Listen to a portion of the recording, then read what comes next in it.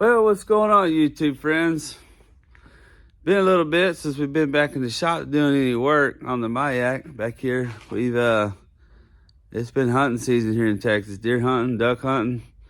We've been doing a lot of that, so we haven't really spent a lot of time in the shop working on the boat, which I dearly miss working on. But anyway, so let me give you a little tour, a little walk around, and show you where we're at, and show you what we got left to do. We're getting real close, guys. We're getting very, very close to being done with this thing. All right, so I know it looks like a big jumbled up mess, and it is. We've got battery trays, we got engine covers, we got the console moved to the side and up out of the way that we've been doing a lot of rigging on. We did all the rigging for the live well, we put the Pro Air system in and got the bubbler tube put in, so all that's ready to go. Got the fuel tank built. I had a man down the road that builds airboats. He built me a 30-gallon fuel cell, and it's out of aluminum, 3/16 aluminum. And the reason I did that is way cheaper than buying one of them plastic ones that you have to buy the double lined one. But anyhow, got a level setting unit in it, and 1.5-inch fill tube, 5/8 vent, and 5/16 for the fuel supply. And I mounted on a 1/4-inch polypropylene pad. And that stuff, I mean, it's supplyable, but it's pretty hard. And I got 1/4-inch screws holding it down into the stringers. And that keeps it from vibrating and making any noise, gives a little cushion, but it is stoutly mounted down. It'll never move. That's how I do most of my boats that I do. And man, it works really good. You don't have to worry about water. That stuff does not hold water. It will wick the water, so. I got my power supply for the pump in the back, the fill pump. This is a supply line. These are stainless steel 90s, and there's the return. These guys fit right here, and they fit real well. The reason I use these 90s right here, because if you run this hose up and over, it'll kink the hose right here. And what I mean is it'll get a kink in it, just like that. And then you lose effluent flow. And those two guys, you got a 3/4 supply, and then you have a 1-inch return. So this will be your supplies. You'll connect the small one, and that'll be your return. And the supply feeds the spray nozzle bar. And then you have a high point overflow, and you have a low point overflow with the standpipe that goes up in the live well. You can have it for an open flow, and the way that looks in the back here, it runs through a rigging tube, a 3-inch rigging tube, and comes back to the back hatch. So comes out, you got your 1-inch drain here, and you got your 3-inch supply with a pump, and of course there's the wires with the waterproof marine connectors and heat shrink. And on the back of the boat, this is how it looks here. You have your supply, there's a suction screen in your pump, and then that's just your overflow drain going out. And that's how that works on the live well, this guy. So I did have the motor. It wasn't running very good. This motor sat for 9 years. It only has like 600 or 700 hours on it, for that much. But it sat for 9 years, and the injectors right here, 2, 3, and 4, were dirty. And I took it down to a place in Houston called Injector RX, and you can see that it wasn't running very good. Looks like injectors 1 and 3 were not firing very good. But anyway, this is the sheet. They got it down to a good imbalance of probably 1 or less than 1%. So I got the fuel line ran up there to the top of the fuel tank, and I gotta put the bulb on. I know they say don't put bulbs on these motors. I know that it has a low pressure fuel pump supply pump, and it works on a level switch, and that's inside the VST here. You got 2 pumps in there, and there's a level float inside that guy. When the level goes down, the suction pump pulls more fuel into the container, and the high pressure pump pushes out towards the injector rails. I get it. Why they say don't put a primer bulb on here. I really don't know. It may shrink down and cause flow problems. I'm not sure. I've run them before, never run into trouble. I'm just gonna try it.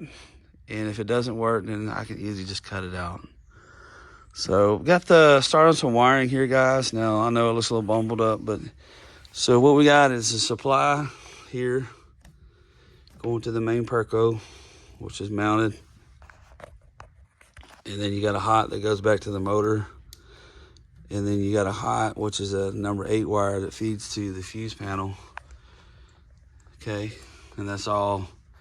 And you got a number 8 that feeds back to the negative side of the battery. Now we'll tie in. This is for the jack plate. This is for the relays right here. I was just doing testing. This will also be connected to the Perco switch, so when the Perco's off, everything will be dead. But I was just testing out the jack plate and just seeing how everything was gonna work. And so it's working pretty good. The battery's a little low. I know it sounds slow going up. It is, but the battery's just a little dead. It's cold here in Texas today too, so anyway, that's where we stand. We're gonna start coming off of this. There's fuse it, what go in here, and that will feed up to all the switches for all the accessories. And the wiring cable, the wiring harness for the motor, it carries power back from the motor, and then it'll run the gauge. Yeah, your switch will be hot when the Perco is on. It'll be hot when it's off. Everything on the motor would be dead. Everything from the battery forward would be dead. So there's a circuit breaker I have to put in there. I apologize, I don't have it yet, but it's coming. All right, guys, so that's where we stand on the boat. I know it was like a mess. It's just got a lot of stuff stacked in it, but really it's not that bad. So we're gonna get all this cleaned up. The engine cover, I had to do some work to the side of it. When we was moving this motor, it fell over and it knocked a big hole in the side of the cowling.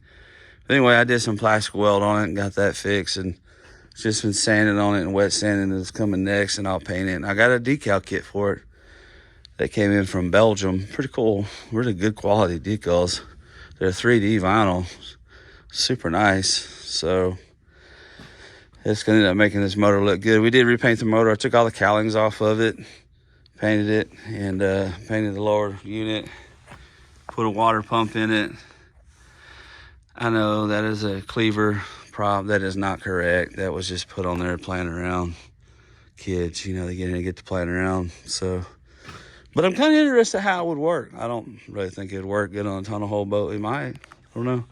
I've run them on my STVs and stuff before, and they ran good, but I don't know about a flats boat. So anyway, guys, that's where we stand at. If you have any questions, like, subscribe, ask questions. I'll be glad to answer. I'll give you some more video as we get further along with it here. And today I plan on getting the console mounted down, getting the binnacle controls put in for the shifter and throttle, switches put in, gauges put in, and I'm waiting on the steering. I'm going to get hydraulic steering set up for it. I haven't picked one out yet. If you know of a good hydraulic steering setup for this motor, it's a little 115 4-cylinder, let me know. I'm interested in what you got. I'm not a cheap guy, so if it's something cheap, chances are I'm not going to be interested in it. You know, I like good quality stuff. So that's what we'll do. But yeah, guys, it's turning out really good. Show you here how we did some rigging for the, this is mainly where everything comes from the console. It goes for the motor. There's our, let's just see the focus here. Our water fuel separator. There's our all the stuff that goes to the motor as far as the cables and everything. That's gonna be for the bilge pump. I got a bilge pump here. I don't have it mounted in here yet, but that's a power cable, that white one, if you're wondering what that is. And I'll stub the bilge pump out the back, so we'll be good there. We'll have a bilge pump. I have to put another one, I believe, here on the other side, because If I got water in this compartment, I have no way to get it out without a bush pump, so I'm going to have to mount one here. I do have a piece of tubing. If you look right there in the very back corner, I'll zoom in on it. That guy right there, he is a jumper. And what that does, a lot of these little tunnel hole boats, they won't do it. But whenever I built this boat, I installed, excuse my finger, I installed a jumper that goes around here and goes around to the other side of the transom and runs on top of the tunnel hole and comes in right there. So what that allows you to do is run maybe one or two pieces of wire from this side to that side without having to go through the rigging tubes on the floor, which you can still do, but you know, that's costly because this wire is marine grade wire, is not cheap. It's a tinned copper wire. It's not aluminum. It's tinned copper. And it's marine grade wire, man. It's the cost of that stuff is astronomical. So do a little jumpers like that can save you some money. And anyway, all's looking good, guys. Got the slick sticks on the trailer. They're kind of new to the market. Those are mounted directly to my fenders here.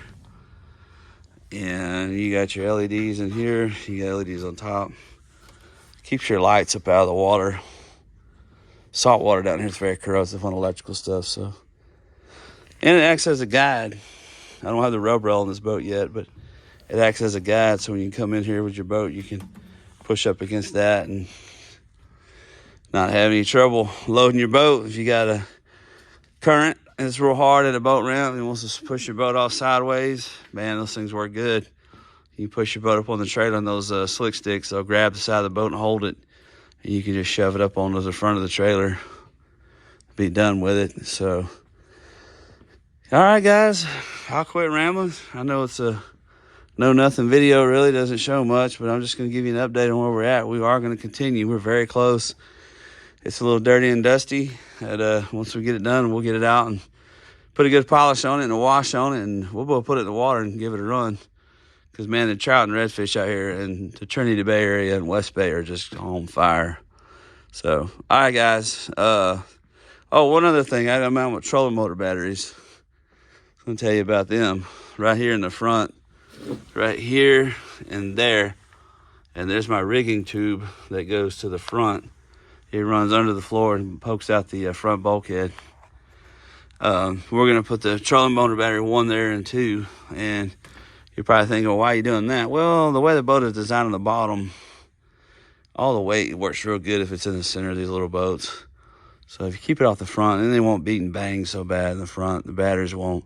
Right here, they'll ride good and smooth. And it's easy to access them. And so I'm going to build jumpers in case I ever get a battery go bad. I can jumper batteries over and use one for a house battery, a starting battery. I use trolling motor batteries for backup. But anyway, I got to put that in too, so I forgot to tell you about that. All right, guys. Well, thanks for watching. Again, like, subscribe, please. Ask any questions, man. I'm always available. I try to give you the best answer possible. And we'll see you on the next one shortly. We're getting there. Thanks for watching, guys. Y'all have a happy New Year's. Goodbye.